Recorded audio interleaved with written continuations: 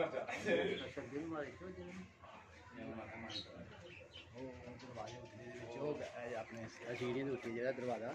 ਬਾਹਰੋਂ ਹਾਂ ਉਹਦੇ ਵਿੱਚ ਹੀ ਆ ਜਾ ਆਵਾਜ਼ ਬੋਲ ਰਹੀ ਹੈ ਇਹ ਅੱਖਾਂ ਦੇ ਕਰਾ